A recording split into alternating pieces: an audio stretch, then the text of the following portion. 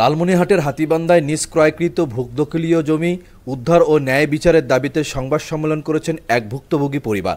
উপজেলার গড্ডিমারি ইউনিয়নের সীমান্ত বাজার এলাকায় নিজ বাড়িতে এক সংবাদ সম্মেলনে ভুক্তভোগী রফিকুল ইসলাম দাবি করে বলেন, আমি মোহাম্মদ রফিকুল ইসলাম, পিতা মৃত বীর মুক্তিযোদ্ধা আফাজউদ্দিন। আমার বাবা মৃত্যুর আগে দুটি মামলা রেখে যান। মামলা নং 2114 জজকোর্ট হাতীবান্ধা লালমনিরহাট, 17,176 ঢাকা হাইকোর্ট। এই মামলা দুটি আমার জীবনের আমার সংসারের কাল হয়ে দাঁড়িয়েছে। 2114 মামলাটি আজ প্রায় দীর্ঘ 11.5 বছর থেকে চলমান অবস্থায় রয়েছে লালমনিরহাট জজকোর্টে। 1991 থেকে 92 সালে আমার বাবা এস এ মালিকের ওয়ারিশের কাছ থেকে ক্রয় করেন এবং খাজনা খারিজ পরিশোধ করে আজও পর্যন্ত অনলাইনে খাজনা খারিজ পরিশোধ করা আছে। কতিপয় কিছু ভূমিদস্যু ব্যক্তি এরা এই আমার পরিবারের পিছনে দীর্ঘ 25-26 বছর ধরে লেগে আছে, আমার সংসারকে বিনষ্ট করে দিয়েছে। নাম হচ্ছে 1 নম্বর খাদেম আলী আনোয়ার হোসেন, সানিয়াজানের স্বপ্নবাড়ি সংগঠনের চেয়ারম্যান। আর আরেকজন আছে অজানা ব্যক্তি, তার নাম হচ্ছে মুক্তার হোসেন, তার বাড়ি হচ্ছে জলঢাকা। এবং পাশে আছে মতিয়ার রহমান। এই কয়েকজনের প্রচারণার কারণে এদের সাথে আরও অনেক জড়িত এই আমার সংসারের পিছনে এরা লেগে আছে। মামলা পরিচালনা করতেছি। এই মামলা 2023 সালের আমার বাবা মারা যায় 11 তারিখে, কিন্তু মামলার ডেট ছিল আমার 13 তারিখে, হিয়ারিং ছিল। তার দুদিন আগে আমার বাবা মারা যান। যাক, হিয়ারিং ওদিন করতে পারি নাই। পরবর্তীতে মামলা পরিচালনা আমি শুরু করি, দায়িত্ব নেওয়ার পরে এই আমার যে উকিল, সেও তাল বানা করে মামলাটা দীর্ঘস্থায়ী করে নিয়ে আসতেছে। আসার পর এই জমি আমার খাজনা খারিজ সমস্ত ক্লিয়ার।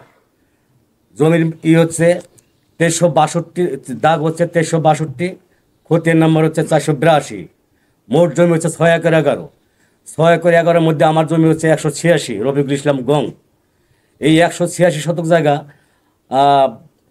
1991 সালে দলিল মূলে যার কাছ থেকে আমরা ক্রয় করি, তাদেরকে আমরা চিনি না। বর্তমান যার সাথে মামলা মকবুল হোসেন, এই ব্যক্তি আমাদের বাড়িতে আগে কাজ করতো। কাজ করার সুবাদে আমার বাবাকে বলতো যে জমি আছে আমার চাচাদের, এই জমিগুলো যদি আপনারা নেন তাহলে আমার একটু উপকার হবে, আমি তো গরিব। মানে আমাদের বাড়িতে কাজ করে খেত ওই ব্যক্তি। ওনার কথা বলতে আমার বাবা জমি ক্রয় করেন এবং ওয়ারিশদের তো আমার বাবা চিনেন না, বিভিন্ন জায়গায় ওয়ারিশে থাকেন। ওইখান থেকে বিভিন্ন জায়গা থেকে ওয়ারিশদের ওয়ারিশ সার্টিফিকেট সংগ্রহ করে নিয়ে এসে তাদের কাছে জমি রেজিস্ট্রি করা হয়। 91-92 সাল থেকে 95 সাল পর্যন্ত আমরা এই জমি ভোগদখল করি।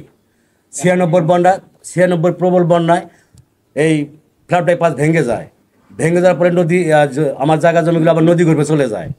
দীর্ঘ 13-14 বছর পানি গর্ভে থাকার পর যখন জাগৃত হয়, ওই জমিতে আমরা আবাদ করতে যাই, মাল্লি বানতে যাই।